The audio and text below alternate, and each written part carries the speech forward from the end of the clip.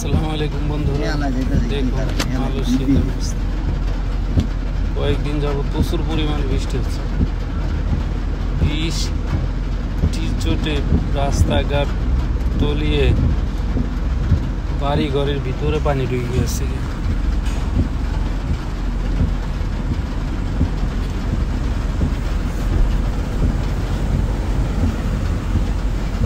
মালয়েশিয়ার এই সমস্যা প্রায় জায়গায় হয়।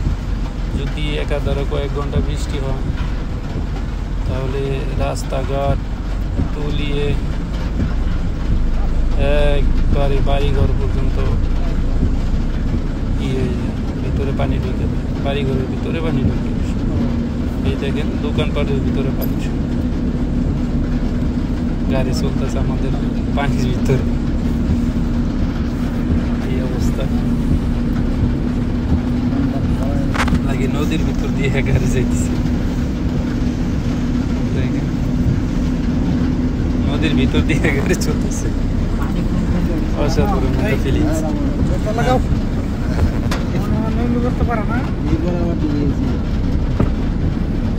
বৃষ্টি বৃষ্টির চোটে সব তলাই গেছে। এত পানি মালয়েশিয়া, কয় দিনের বৃষ্টিতে গাড়ি লাগে যে চলতেছে পানির ভিতরে, নদীর ভিতরে গাড়ি চলতেছে, অসাধারণ।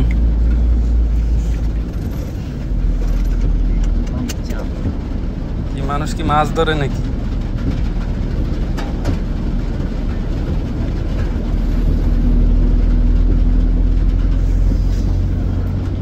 শাহ আলমের ওই দিক দিয়ে তো তলাই গেছে, বাড়ির ঘরের ভিতরে পানি ঢুকে কোমর পর্যন্ত পানি হয়েছে।